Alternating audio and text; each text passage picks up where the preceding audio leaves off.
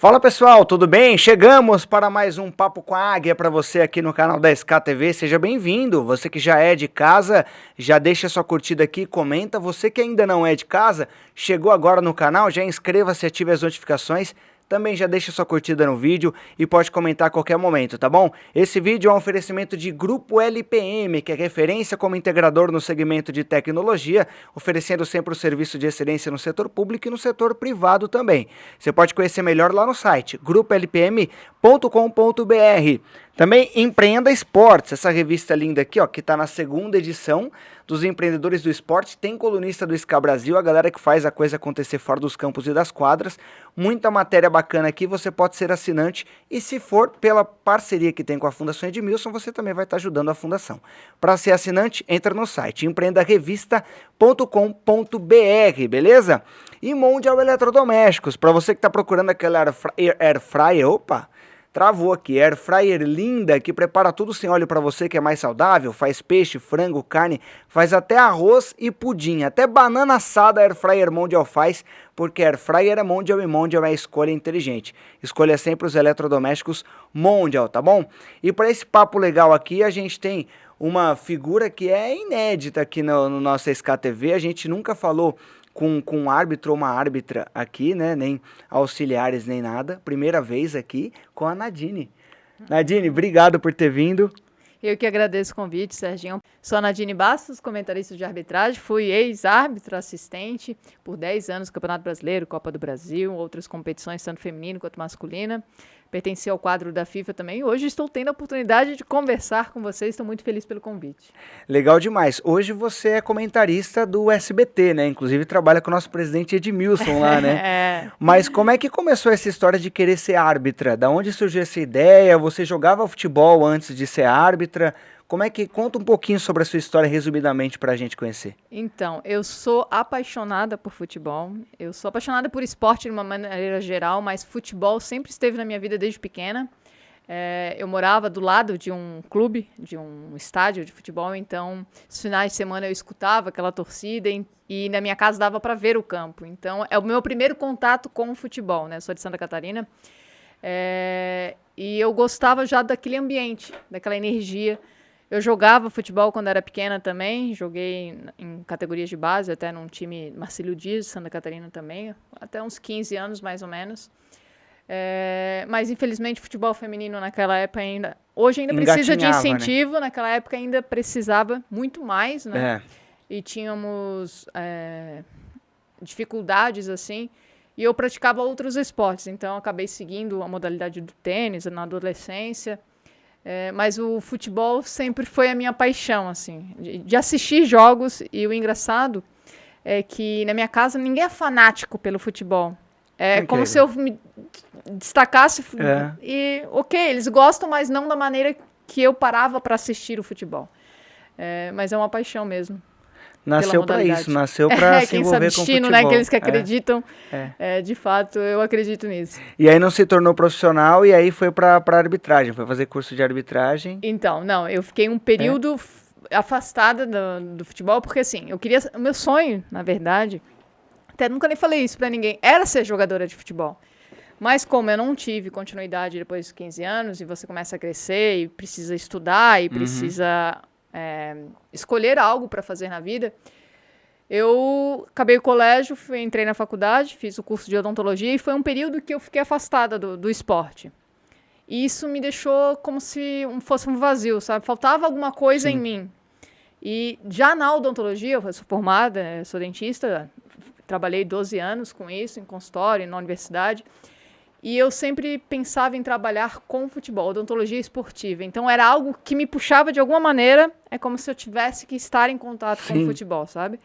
Eu fiz curso, projeto, não sei se chamam de TCC, na odontologia não é TCC, mas de uma maneira geral, conclusão de curso, né? Aquele trabalho que você faz. Eu fiz vários projetos com protetores bucais para estar em contato com o futebol. É algo que eu não sei explicar, de fato, o porquê disso. E terminei a faculdade... Por coincidência, não coincidência, porque eu também acredito que destino, ou sei lá, alguma coisa faz com que você faça as coisas, apareçam oportunidades. Uma amiga minha ia fazer o curso de arbitragem. Eu nunca pensei em ser árbitra de futebol. Olha só. Eu gostava de jogar e E vou ser sincera, não era uma atleta assim muito disciplinada em relação à arbitragem. Que Uma profissional que chegou a ser FIFA, não queria ser árbitra. Olha só, que legal, hein? Tá vendo? Sim, eles falam, de onde veio essa ideia? Porque é difícil você pegar uma criança, um adolescente e falar, eu quero ser árbitro de futebol. Não. Geralmente as pessoas querem ser jogadores, né? Então, dizem que árbitro é um jogador frustrado, uma jogadora frustrada. Não conseguiu ser jogadora, o jogador vai ser árbitro, né? A única função ali para estar dentro do campo. Uhum.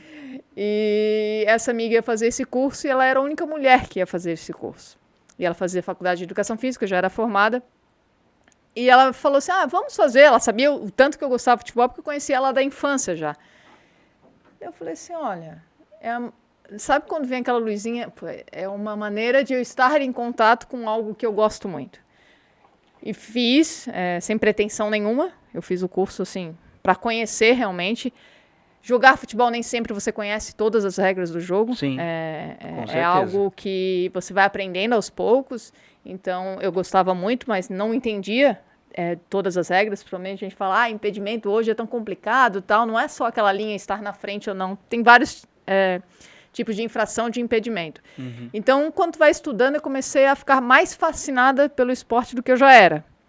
E a dificuldade de ser árbitro é algo que me chamou muita atenção também. Porque eu sou uma pessoa que eu gosto de me desafiar, sabe? Se tem um desafio, eu falo assim, mas isso é tão difícil, será que eu consigo fazer isso? E a gente sabe que mulheres no futebol, nesse esporte, ainda é algo muito difícil. Não vou dizer que não existe um preconceito, porque ainda existe. É uma coisa que a gente luta todos os dias. E na arbitragem não é diferente. Então, eu tive toda essa dificuldade. Quando falaram para mim que eu não seria árbitra, parece que aquilo falou assim, eu não vou ser árbitra se eu não quiser, não porque você está falando que eu não posso ser. Então foi algo que foi me motivando aos poucos, eu vendo a dificuldade, quando eu entrei em campo e senti toda aquela energia que eu sentia quando eu assistia uma partida, eu falei assim, é isso que eu quero fazer. Qual foi o jogo que você mais sentiu isso? O primeiro jogo, né? O primeiro que verdade. O seu primeiro jogo como profissional é um desespero, porque a gente sabe, estamos preparados, mas quando aquela bola começa a rolar e aquela pressão toda acontece, você tá tremendo que nem um... E é muito difícil ser auxiliar, cara. Na minha época não tinha o VAR pra me corrigir, né, vamos dizer. Em frações de segundos, se você olhar pro lado, você perde o lance, então... O equilíbrio emocional que tem que ter um árbitro de futebol é algo também que eu aprendi durante a carreira, assim. Uhum. Mas é emocionante. Não tem nada parecido. Fala, mas como é que é a sensação... Eu não sei qual é a sensação de fazer um gol, né? Porque todo mundo torce pro jogador. O árbitro, por mais que ele esteja certo, alguém vai estar reclamando. Com certeza. Então, a gente não tem essa sensação. Mas sentir a energia do estádio, de tantas pessoas estarem vibrando por um clube ou por um jogador, é algo inexplicável, assim, estar dentro do gramado, sabe? Quando vocês que devem torcer, né, estar no estádio, já deve ser uma emoção ver o seu time jogando com um monte de gente. Imagina estar lá dentro do gramado, entendeu? E é uma pressão absurda, né? É uma pressão absurda. Não é fácil. Você já passou, assim, por algum momento que você errou algum lance e as pessoas ficaram martelando aquele lance na TV o tempo inteiro? Como que é a sensação disso? Não só uma vez, né? Isso acontece... Então... Só não erra quem não tá lá. Dá uma tristeza, assim, ou você Não, muito grande, muito grande. Eu sou uma pessoa que eu tenho muita dificuldade com erros, assim, sabe? Eu tenho dificuldade de lidar com o meu erro. Eu consigo lidar com o seu erro. Vamos supor, um trabalho em equipe, alguém da minha equipe errou, ok, né? É algo que acontece. Mas eu lidar com o meu erro é uma coisa que eu aprendi na arbitragem. Porque ali é você... Não tem ninguém para te ajudar, é frações de segundo. Uhum. E você precisa absorver aquilo o mais rápido possível. Porque se você erra no começo do jogo, se você ficar pensando naquele erro, você vai errar o resto do jogo. Então, aprender a lidar, pelo menos a pausar aquele momento e falar assim, esquece isso por um determinado tempo, porque você não tem o que fazer. É a mesma coisa que falar, como é que você consegue se concentrar sabendo que está acontecendo alguma coisa com essa família, alguma coisa assim. Lá dentro, eu pensava, são 90, mais pouco de 90 minutos, né, com os acréscimos, que você não pode fazer nada além daquilo que você está fazendo dentro do campo, que é prestar atenção. Porque só tende a piorar se você se desconcentrar, você não pode sair do jogo para fazer nada de diferente. Então, saber lidar com isso é algo que a arbitragem me ensinou muito para a vida. Para saber em momentos difíceis como se comportar, como ter um equilíbrio emocional. Então, esse é algo que a arbitragem me ensinou, assim, muito para a vida, não só de atleta, mas de uma maneira geral. E você apitou final de Copa do Brasil, né? Você bandeirou final de Copa do Brasil, né? Eu fui a segunda mulher a fazer isso. Segunda. A Ana Paula de Oliveira tinha feito 10 anos antes de mim. E, por algum motivo, deixaram essa lacuna de 10 anos de uma outra mulher trabalhar. Então, quando eu fui escalada para esse jogo, eu pensei, se eu errar ou se acontecer algum problema, pode ser que nenhuma mulher mais faça um jogo como esse. A responsabilidade que tinha de em cima ter das aquele suas... espaço muito grande, de ter uma mulher ali dentro. É como se não pode ter uma mulher numa final de Copa do Brasil. Então, quando eu fui escalada, eu já comecei.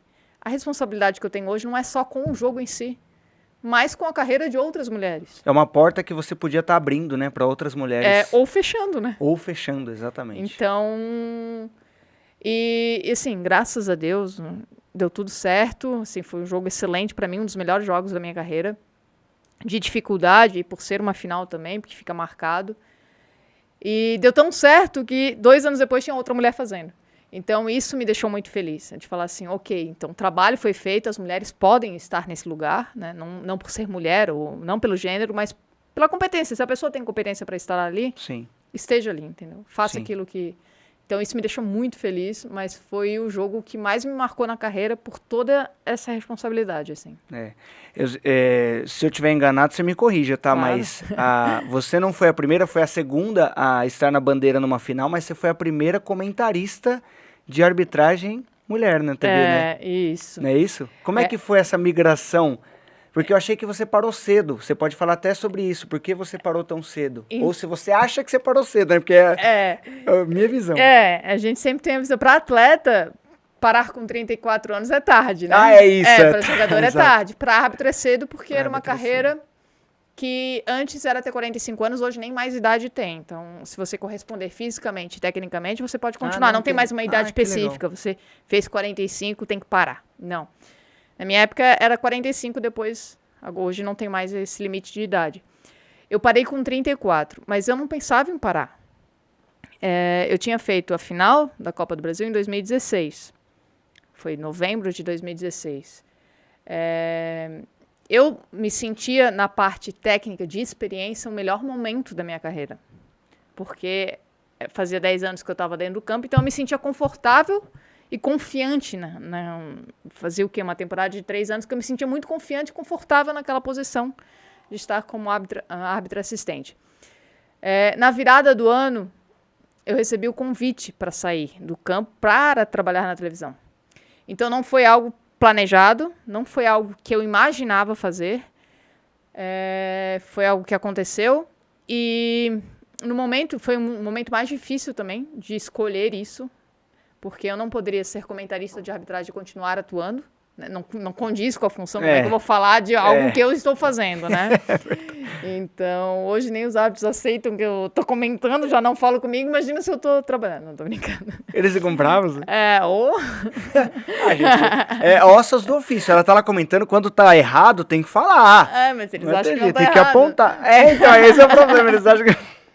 Mas tudo bem. É um paradoxo, né? Pulando essa parte, eu recebi o convite, foi dia 8 de março, um dia da mulher, me ligaram da televisão, do Fox Sports, na época, dizendo que existia esse novo projeto, que eles queriam uma mulher para essa função. Então, se tornaria a primeira mulher com a função de um contrato na televisão que você vai fazer essa função de comentarista de arbitragem. Não é algo que você foi convidado, vai fazer um tempo e depois deu. Não. Era uma profissão que estava se abrindo. Fixo, né? Isso. Que estavam falando, a gente quer você para competições, todas as competições. A gente quer que você faça exclusivamente isso. Né? É como se, mudei de profissão de fato, né? Sim. E como eu não tinha esse objetivo e nem conhecia nada da televisão, eu fiquei naquela, mas eu vou sair de algo que eu estou confortável, no quadro da FIFA, fazendo competições internacionais, para ir para algo que eu não conheço. Mas aquilo me bateu como assim, é uma oportunidade de abrir mais uma porta para outras pessoas a partir de como você pode parar uma carreira por estar machucada, você pode parar por acontecer algum problema, você não pode mais estar em campo, ter uma função para fazer. E eu vi aquilo como uma inspiração, de falar assim, ok, eu posso retribuir a arbitragem que ela já me proporcionou e abrir portas e chances de outras pessoas terem essa função para fazer também. Não só depois da arbitragem, mas alguém que talvez fez curso, fez algo e não teve como para praticar. ser comentarista. Isso. E eu sempre pensei na parte da mulher porque me veio as memórias do futebol feminino, por exemplo. Eu não pude jogar porque não tinha ninguém como referência. Eu não pude jogar porque não tinha... Então, quando viu essa oportunidade, eu pensei, a mulher pode fazer isso também, entendeu? Às vezes, não tendo uma mulher em alguma função, a gente acha que não é possível fazer porque você nem pensa em fazer, porque não tem ninguém. Então, você... não é que não possa, mas você não se liga em fazer aquilo porque você nunca viu ninguém fazendo. Então, quando tem alguém fazendo, você parece que pode chamar a atenção de falar, eu também posso fazer isso, eu gosto de fazer isso, entendeu? Sim, porque sabe, é uma ideia de eu fazer. Sim. E eu pensei nisso. E daí eu tive que largar a carreira, tive que comunicar que eu sairia do campo. Foi uma surpresa para todos, justamente porque eu estava nesse momento. E como uma surpresa para minha família, porque eu teria que parar a odontologia também. Não é que eu teria que parar, mas eu mudaria de estado, eu mudaria de trabalho, eu mudaria de cidade. Então, eram muitas mudanças. Você era FIFA naquele momento? Eu era da FIFA naquele momento.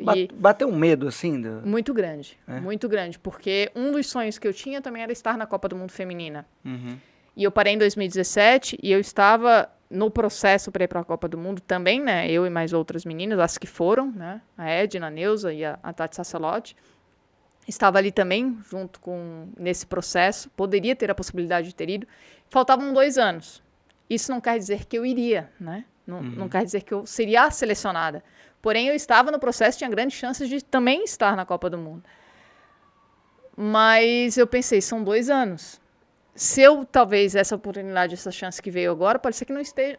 se eu não ocupar agora ou ninguém ocupar, pode ser que ela não tenha essa oportunidade depois, entendeu? Então, eu abri mão disso, não é abrir mão, mas eu apostei em algo diferente e isso causa medo, porque eu apostei no desconhecido. Né? Exato. É muito difícil. Saiu da zona de conforto também, né? É o que eu sempre falo em relação a me desafiar. Eu pensei, será que eu consigo fazer isso? Tipo, eu sempre gosto do... Não novo, mas... como a gente está numa zona de conforto que a gente fazendo já há muito tempo aquilo que você conhece, sim. Parece que aquilo, ok, eu já sei que é assim. Então, se não der certo, eu posso voltar na minha cabeça. Eu posso voltar e refazer. Eu já sei qual é esse caminho, onde isso vai me levar. Sim. Aquele outro eu não conheço. Então, se eu não for agora, eu nunca vou saber. Aquele, eu não quero me arrepender de algo que eu deixei de fazer por medo. Se não der certo, ok, eu fui, tentei e vi que não deu. E o máximo que pode fazer é voltar para o que eu já conheço. Então, eu pensei dessa maneira, assim. Mas muita gente me criticou na época e outros achavam que eu estava fazendo loucura. Né? E eu achava mesmo. Realmente, estou fazendo uma loucura, mas vou fazer mesmo assim. Vou fazer mesmo assim. Mas o que você achou? Foi positivo? Foi positivo. Eu estou há 6 anos na função até hoje, já. Né? Faz agora em abril 6 anos. Então, no começo eu falei, meu Deus, era muito difícil também no começo, né? Tudo que você faz no começo que você não conhece, você vai ter alguma dificuldade. Sim. E a gente tem dificuldades até hoje em algumas coisas, porém no começo é tudo muito novo. Então, vou errar muito mais do que hoje, por exemplo, que estou trabalhando 6 anos, no começo eu errava muito mais do que eu erro hoje. A gente erra também, né? Então eu tinha medo de falar assim, meu Deus, o que eu fiz, né? O primeiro ano foi muito difícil, porque a exposição que você tem numa mídia, numa televisão, é algo, eles falam, os árbitros falam assim pra mim, mas agora é muito fácil, você está no ar-condicionado e está falando mal da gente. Só que não é assim. Dentro do campo, você tem a proteção, vamos dizer, as pessoas estão te criticando quando você está no jogo. Depois ninguém fica atrás do árbitro em si, né? É só se você estiver naquele jogo novamente, daquela equipe, ou aconteceu um erro muito grande, agora na televisão não, você está exposto o tempo inteiro. E as redes sociais são algo muito agressivo hoje em dia. Então, a tua exposição é muito grande, as pessoas te agridem a cada minuto. Elas não querem saber. É só tu aparecer em alguma coisa, elas já estão te criticando, entendeu? Então, na arbitragem, como a gente não podia falar com a imprensa, tem todo aquele negócio que fala, por que árbitro não faz entrevista depois do jogo? É uma orientação que vem da FIFA, não é da Federação Paulista que não quer, não é pode. Não, é uma orientação que vem da maior entidade. Então, você é blindado de uma forma, né? Você é blindado aquilo, ok. Se você saber lidar e não ver o que está passando na televisão, você vive a sua vida normalmente. E você acha isso bom?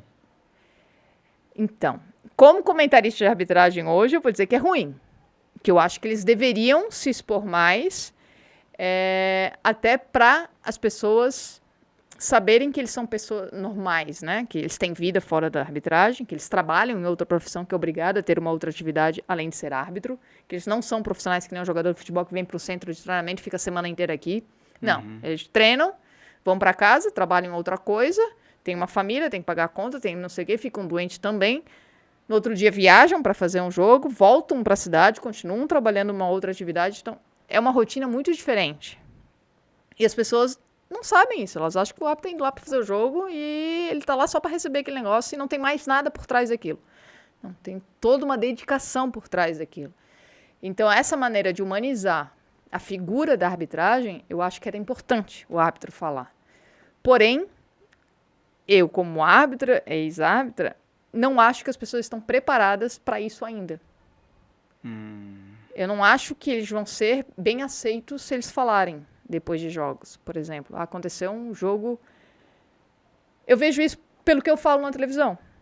Eu tenho todo um conceito de uma regra para dizer se é pênalti ou não. Não é a Nadine achando. Eu estou falando através de um conceito da regra. Às vezes eu nem estou concordando com o que a regra diz, mas eu tenho que dizer que ele marcou isso por causa disso, disso e disso. Principalmente lance de mão. Marcou porque o braço estava aberto e não sei o quê. Eu tenho um conceito para dizer, ele marcou por causa disso. Se eu concordo que a regra é assim, é outra coisa. Conversa. É outra conversa. Então, as pessoas, às vezes, não concordam, que eu super respeito, as pessoas não concordarem com o que eu estou falando, mas elas já não aceitam um comentarista que eu não tenho ativamente poder nenhum durante o jogo. Sim. Eu não estou mudando nada, eu estou falando o que a regra diz, mas eu não estou lá apitando o pênalti ou deixando de apitar. Se ele já tem esse comportamento comigo, imagina se for o árbitro que for falar. Que é quem está marcando e desmarcando, entendeu? Então, eu acho que eles não... Quem é fanático... Porque o futebol é um esporte diferenciado. As pessoas são fanáticas por futebol. Morrem e matam por futebol. Então, é algo difícil de lidar. Se o árbitro falar depois de 3 dias, eu acho que já é uma outra situação. Falar, que nem o árbitro da Copa do Mundo, agora da final da Copa do Mundo, ele deu que a França... Meu Deus, eu esqueci, era a França aí. Argentina, final? Não, simplesmente a Argentina que ganhou. Porque a gente não lembra da Argentina. É que eu lembrei de quem tava reclamando, só porque... eu finge que não lembro da Argentina, que é algo que é bom não lembrar, não, tô brincando. Porque a França reclamou, por isso que eu lembrei. A gente sempre reclama, lembra de quem reclama mais. Que na hora do segundo gol da Argentina, tinha jogadores da Argentina dentro de campo que seriam 12 jogadores pela regra do jogo, tem que anular o gol. E aconteceu também no gol da França, mas a França só viu o gol da Argentina também. Então, quer dizer, quando ele foi explicar isso depois de 2 dias, que ele fez uma entrevista, que no país dele, não foi, repercutiu o mundo a entrevista. Ele sabia que eles iam perguntar isso, né? Porque já acabou o jogo, o assunto era esse. O assunto era esse. Ele, na entrevista, ele mostra uma foto com o gol da França e um monte de gente também dentro do campo.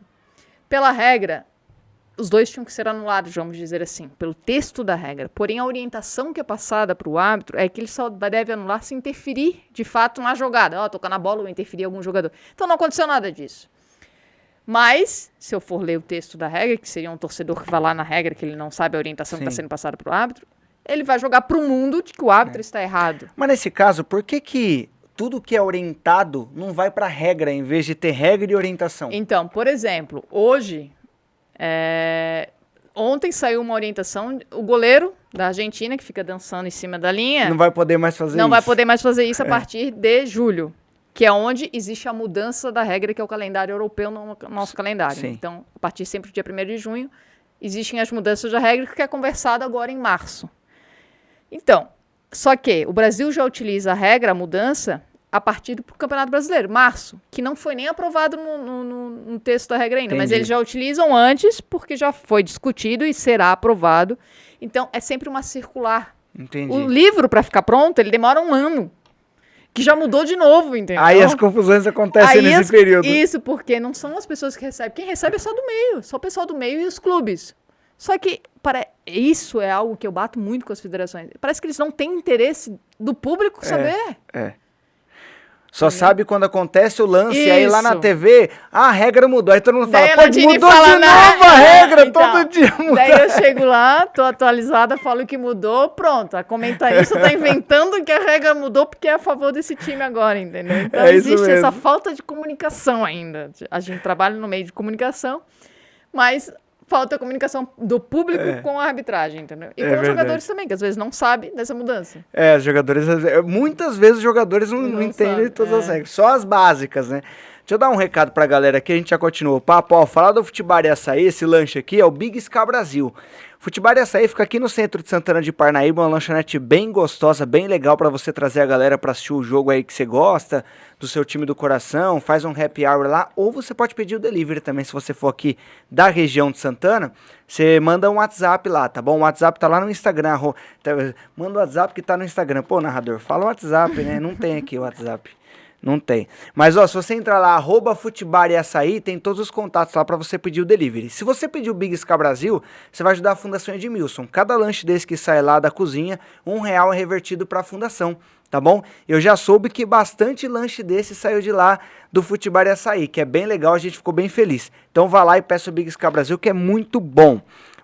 Esse aqui, inclusive, pode ficar pra você. Poxa. Você vai experimentar hoje pela primeira vez. Eu vou experimentar. E fizeram uma propaganda muito boa, então eu tenho certeza que e esse lanche é bom, esse lanche é gostoso de verdade mesmo. E você já conhece a Impacto Prime? A Impacto Prime é o maior centro automotivo do Brasil, com 97 lojas espalhadas aí pelo país. Ano passado vendeu mais de 1.200.000 pneus. Dirija com segurança e economize com a Impacto Prime. Afinal, só a maior vende pelo menor preço. Você pode ligar agora e agendar lá sua visita, tá bom? É 0800 100 7575. 0800 100 7575. Pensou pneus, pensou impacto. Falar também da Moditec, para você que está procurando aí marketing digital, social media, funil de vendas, podcast e muito mais, a Moditec está esperando o seu contato para posicionar o seu negócio. Acesse as redes sociais, @agência Moditec para saber mais detalhes, tá bom? E também, por último, mas não menos importante, a Securicard. Com menos de R$ 2,70 por dia, olha só, você e sua família, toda a família, hein? Até o seu sogro e sua sogra, tem acesso ao maior programa de saúde do Brasil. Você pode ter até 80% de desconto em consultas e exames médicos. Com a mesma assinatura, você pode acessar o aplicativo aí no seu celular que te dá desconto e cashback, já que o cashback está em alta agora, em mais de 25 mil estabelecimentos de todos os tipos espalhados aí pelo Brasil afora. Legal demais, né? Quer saber mais detalhes? @SeuSecuricard lá no Instagram, beleza? Ô Nadine, eu queria te perguntar sobre o que você acha da arbitragem feminina chegar à Copa do Mundo masculina, né? Que nessa Copa agora tivemos um jogo com arbitragem feminina. Aí eu queria saber se, na sua opinião, foi boa essa inserção ou se foi pouco, porque foi só um jogo, salvo engano, da Copa que teve arbitragem feminina. Poderiam ter outros, né? O que você acha disso? Então, eu acho que as conquistas, elas são, de fato, algo que começa devagar, né? Apesar da arbitragem feminina já estar muito tempo no futebol, principalmente aqui no Brasil. Na Europa, a primeira mulher a apitar uma primeira divisão, se eu não me engano, foi em 2019. Então, é algo recente também. E eu acho que toda conquista tem que ser valorizada. Então, para mim, ver essas mulheres numa Copa do Mundo masculina era algo assim... Eu chorei quando vi quando elas foram designadas, né, para ir para a Copa do Mundo, porque era algo tão fora da nossa realidade. E eu parei em 2017, não faz tanto tempo assim.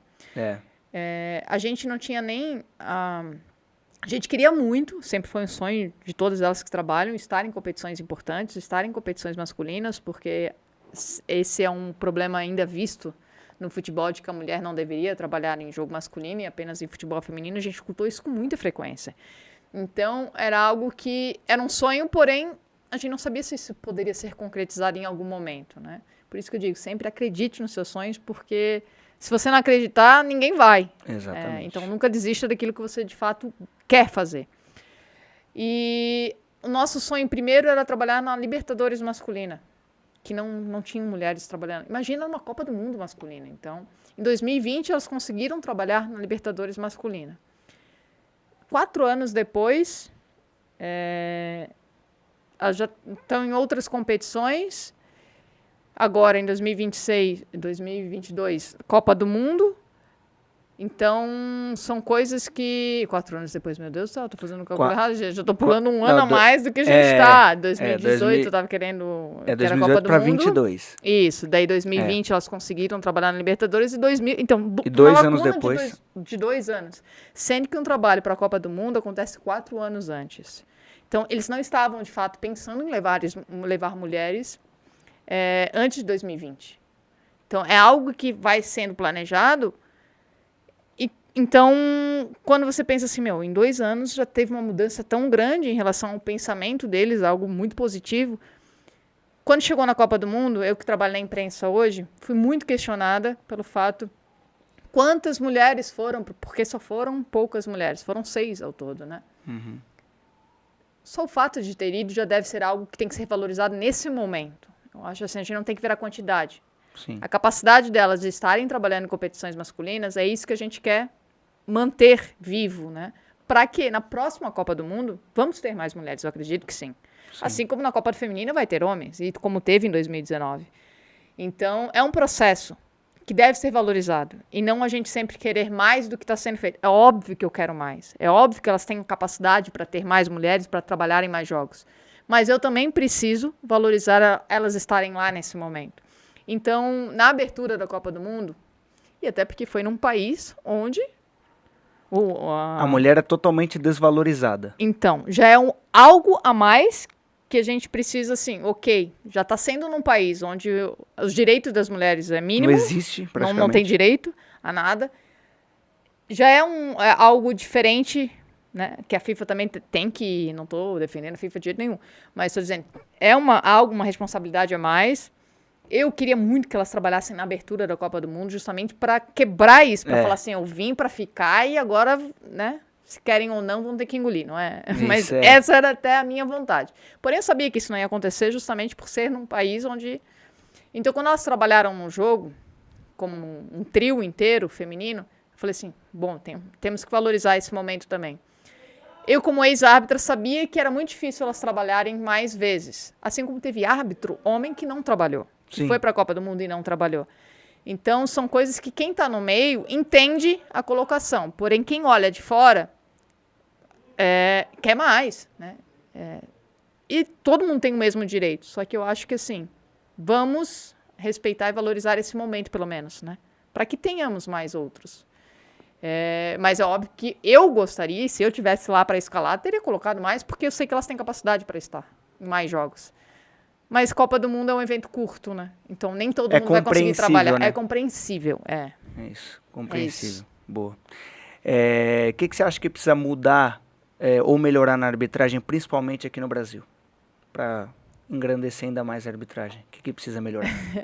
Essa foi engraçado, que eu fiz uma caixinha no meu stories e eu fiz uma pergunta. Você perguntou isso? Não, eu fiz. O que vocês querem saber? E uma das perguntas foi, o que a arbitragem precisa melhorar, né? Como vamos fazer para melhorar? De fato, precisamos melhorar muita coisa na arbitragem. Primeiro, ser profissionais, né? Porque se eu exigir de uma pessoa que não é profissional daquela atividade, não tem como eu ficar te exigindo a tua dedicação diária de algo que eu posso nem te escalar durante o mês. Na divisão principal, hoje os árbitros não são todos que só são dedicados à arbitragem? Ainda tem árbitro que tem outras profissões? Muitos. Até porque é um critério. Para você ser árbitro da CBF, você precisa ter outra função. É um critério. Você não pode trabalhar somente com a arbitragem. Por quê? Porque eles não, tu não é empregado, né? Você não tem vínculo com a CBF. Então, eu não quero ter a responsabilidade de ter que te escalar todo mês. Vou te contratar frila, tá? Então arruma outra coisa pra você fazer, porque eu não vou ficar pagando seu pão, não, viu? Porque se eu não te escalar 2 vezes, não vem reclamar, entendeu? Entendi. Isso. Então, isso tem que mudar. Acabou já. Já deu esse tempo. Eles, assim como eu vou trabalhar todos os dias, na mesma... Nadine comentarista vem aqui na SBT, vai trabalhar, eu tô me dedicando àquela função. Você pode e deve me exigir. Porque eu me dedico a isso. Agora o árbitro. Eu quero que você vá apitar nesse sábado. Mas se vai ter outro jogo pra ti, eu não sei. Até porque não sei se tu vai errar ou não, né? Se tu errar, esquece. O resto do mês você não trabalha. E as tuas contas continuam chegando, né? Então, tu tem gasto do mesmo jeito. É muito instável. Isso tem que mudar. Porque não adianta eu abrir mão da minha vida inteira, me dedicar à arbitragem, e eu me lesionar e não ter mais nada para fazer, e eu ter que começar um outro trabalho do zero, entendeu? Sim. Então, as pessoas que de fato se dedicam, elas gostam muito do que elas estão fazendo. Porque não tem garantia de nada, essa é a palavra. Não tem garantia. O árbitro não tem garantia de que ele vai trabalhar, ele não tem garantia que ele vai receber dinheiro no final do mês, ele não tem garantia de nada. Então, quem é que vai se dedicar a algo assim, com tanta pressão, com tanta exigência? Porque eles mandam que você, durante a semana, tem que mandar seus treinamentos, que você tem que entrar numa reunião. Isso eles exigem. Sim, isso eles exigem. E tem horário, entendeu? Mas tu não é empregado. Não. Mas assim, amanhã você não te escalar, não vem reclamar porque você não é. Mas, gente... Então não tem como começar. Aí a discussão já começa por aí. Não tem. Profissionalização da arbitragem. O jogador vai a semana inteira pro clube treinar. Ele tem fisioterapeuta, ele tem nutricionista, ele tem um treinamento específico. O árbitro não. Ele treina sozinho, tu come o que tu quiser. Tipo, não é que tu come o que tu quiser. Óbvio que a pessoa que quer se dedicar e quer ser um profissional de elite vai, mas nem todos têm não é o dinheiro, mas a possibilidade de fazer isso. Sim, entendeu? de ter um acompanhamento nutricional e tudo mais. Treinam de maneira errada, se lesionam porque treinam na rua. É verdade. Você voltaria a bandeirar um jogo, a ser um assistente? Voltaria? Eu acho que fisicamente eu não. Não, mas quanto tempo de treino é necessário, vai? Então, aí é que tá. Vocês acham que é fácil correr lá? Não. Não é. E assim. Eu gostaria pelo fato da sensação, realmente, né? De ter aquilo. Quando eu parei, eu tive um impacto muito grande de estar dentro de um estúdio e não sentir a emoção de estar dentro do campo, né? Então, foi algo que me... Deu uma baqueada. Deu. É a mesma coisa um jogador que sai para a carreira e vai comentar. Não é a mesma coisa, gente. Não tem nada igual, entendeu? A adrenalina que tu tem lá, tu não vai ter em lugar nenhum aquela experiência. Então, saber lidar com isso também, que é um outro momento da tua vida. Mas hoje, já depois de 6 anos, eu acho que eu já estou muito confortável nesse momento. Não sei se eu me arriscaria a voltar, entendeu? É um jogo de brincadeira, pode ser. O jogador brasileiro é muito chato? Eu acho que ele é culturalmente mais... Não é reclamão, mas... Eu acho que é nosso isso, né? De saber que você pode pressionar alguém na parte emocional. Eu acho que o brasileiro, ele testa muito o emocional das pessoas. Por exemplo, assim, eu sei que é falta, mesmo assim eu vou reclamar. Eu sei que o lateral não é pra mim, mas eu vou lá pegar a bola pra tentar bater o lateral. Então, isso é nosso. Isso é o tal jeitinho brasileiro, né? Eu vou tentar, se colar, deu. Se não colar, entendeu? E é algo que a gente talvez... Não estou dizendo no futebol, mas culturalmente o brasileiro, ele... não deu desse jeito, mas eu vou tentar... Para não ter que fazer de novo, eu vou tentar fazer desse, entendeu? Já é algo nosso, eu acho. Sim. Então, essa questão do latino, né? De reclamar...